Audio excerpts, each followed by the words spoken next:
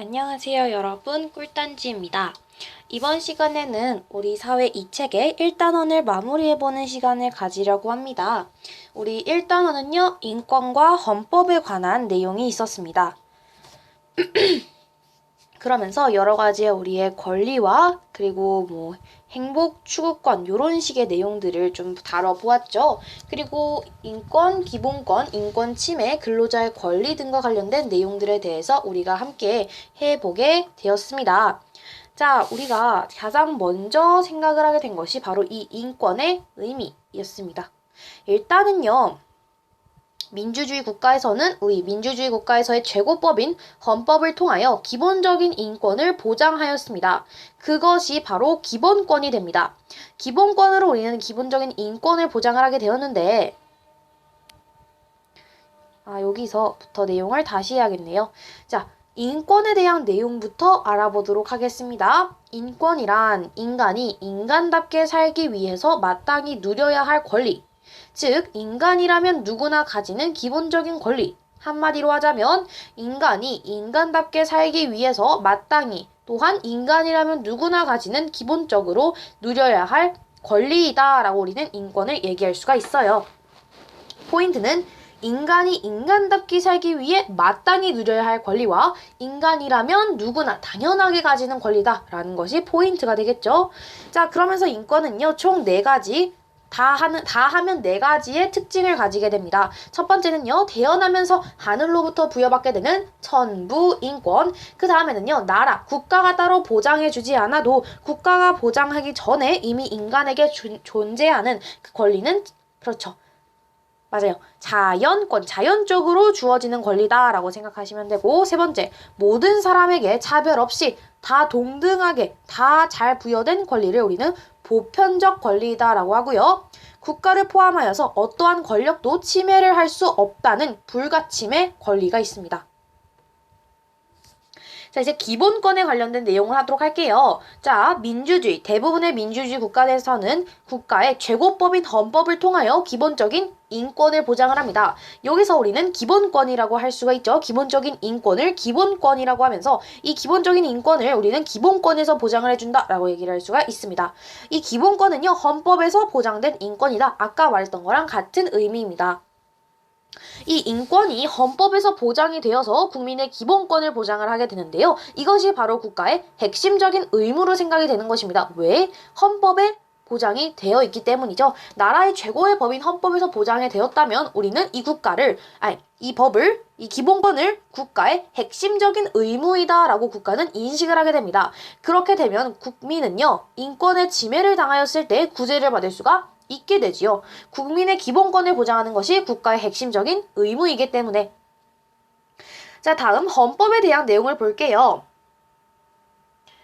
자, 여기서 헌법에 대한 내용이 아니라 헌법에서는 기본권의 이념을 인간의 존엄과 가치 및 행복 추구권이라고 얘기를 하고 있습니다. 그러면서 이 기본권을요, 포괄적으로 생각을 해보자면 인간의 존엄과 가치 및 행복 추구권이 되겠고, 구체적으로 보자면 총 5가지의 권리로 나뉘었습니다. 성별, 종교, 신분에 의해 부당하게 차별받지 않을 권리, 평등권, 국가 권력의 간섭을 받지 아니하며 자유롭게 생활할 권리를 자유권. 이것은요, 저에게 제발 참견 좀 하지 말아주세요. 나한테 이런 걸 하지 말라고 막기 위한 것이죠. 막는 것이기 때문에 좀 그렇죠. 소극적이다라고 생각을 할 수가 있습니다. 자, 국민이 국가의 정치적 의사결정에 참여할 권리, 바로 참정권이 됩니다. 그러면서 이 참정권이라는 것은요, 우리 선거를 대표적으로 생각하시면 되겠습니다. 자, 다음 청구권입니다. 국가에 대하여 어떠한 행위를 요구하면서 기본적인 구제를 청구할 수 있는 권리를 우리는 청구권이라 하며, 마지막 청구권과 사회권이 조금 비슷하기는 해요. 특징이 잘 알아보면요. 국가에 대하여 인간적인 생활의 보장을 요구할 수 있는 권리를 우리는 사회권이라고 하며, 국가에 대하여 어떠한 행위를 요구하고 기본적인 구제를 청구할 수 있는 권리를 우리는 청구권이라고 합니다. 예를 들어 청구권의 예는요, 청원권, 재판 청구권, 국가 대가 배상 청구권. 청구라는 말, 청원이라는 말이 들어가지만 4회권을 볼까요? 교육을 받을 권리, 근로의 권리. 우리가 살아가면서 필요한 권리들을 나타내고 있는 것이 이 둘의 큰 차이점이라고 생각을 하시면 돼요. 따라서 청구권과 4회권을 그 예를 생각하면서 분류를 해주시면 된다. 청구권은 청원권이나 재판 청구권, 청구라는 말이 들어가지만 4회권은요, 우리 사회에서 살아가면서 필요한 권리들을 보장하는, 권리들을 요구할 수 있는 권리. 그래서 자유권은 소극적인 권리라고 하며 사회권은 적극적인 권리라고 얘기를 하게 됩니다. 자, 다음 국가가 이 기본권의 행사를 제한하는 과정을 좀 보도록 할게요. 자, 헌법에서는 국가의 안정 보장, 또 질서 유지, 공공 복리를 위하여 필요한 경우에는 법률로서 기본권을 제한을 하게 됩니다. 여기서 중요한 것은 헌법은 기본권을 보장하지만 법률은 기본권을 제한한다를 강조했어요. 자, 그래서 법률로서 기본권을 제한한다의 동그라미가 되겠고, 자, 우리가 자유 또는 권리의 본질적인 내용은 그 선을 넘어서는 안 된다. 그 선 안에서는 침해를 하면 안 된다라고 명시를 하고 있습니다. 따라서 법률로서 기본권을 제한을 하지만 자유적, 권리적의 본질적인 내용은 침해하지 않는다라고 하였습니다. 자, 그러면 이 제한의 목적, 기본권 제한의 목적이 뭐였죠? 그렇죠. 국가 안정 보장과 질서 유지, 공공 복리가 되겠습니다. 그리고 이 제한은 법률로서 기본권을 제한하는 것은 최소한에 그쳐야 한다. 최대한으로 하면 안 된다. 자, 기본권 제한은요, 국회에서 제정한 법률을 통해 이루어져야 한다라는 거 말씀드렸고, 자, 제한의 한계를 분명히 하는 이유가 뭐였습니까? 국가의 권력을 함부로 남용하지 않기 위해서, 그러니까 국가의 권력으로서 함부로 국민의 기본권을 침해할 수 없도록 하기 위해서 우리는 이 제한의 한계를 분명히 결정을 해놓는 것이죠. 그러면 이 제한의 한계는 무엇인가? 필요한 경우에 하나여 법률로서 제한을 하고 본질적 내용의 침해를 금지한다는 것 앞에서 말씀드렸던 내용이었습니다. 자, 이제 인권 침해에 관한 내용을 볼게요. 아까는 기본권 침해, 기본권 제한 이런 거 했었고 이번엔 인권에 대한 내용 보겠습니다. 자, 인권 침해라는 것은요, 개인이나 단체, 국가, 기관이 타인의 인권을 침범을 해서 해를 입히는 행위, 즉 다른 사람 또는 국가, 기관에 의해 인권을 침해당하거나 보장받지 못하는 경우입니다.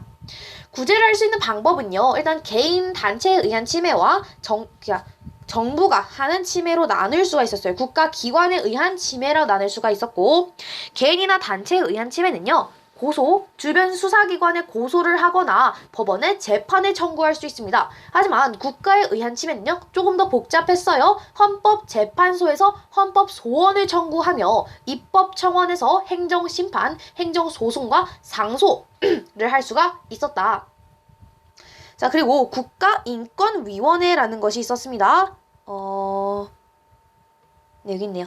국가인권위원회는요, 국민의 권익을 위원회에 진정하며 대한법률구조공단에 법률구조를 요청한다라는 것입니다. 괜찮으시겠어요?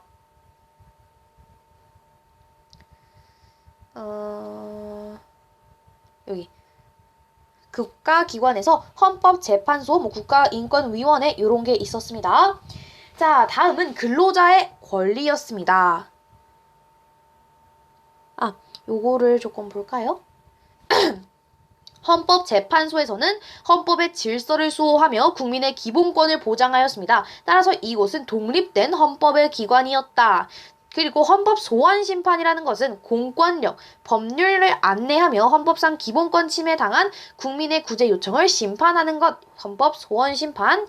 자, 이제 근로자의 권리를 보겠습니다. 근로자란 임금을 목적으로 사용자에게 노동을 제공하는 사람을 말합니다. 헌법에서는 모든 국민이, 즉 근로의 권리를 가지게 되며 국가는 이를 보장할 책임이 있다라고 명시를 해두고 있는데, 여기서 근로의 권리라는 것은 근로의 능력이 있는 사람이 국가에 대해 근로의 기회 제공을 요구할 수 있는 권리를 말합니다.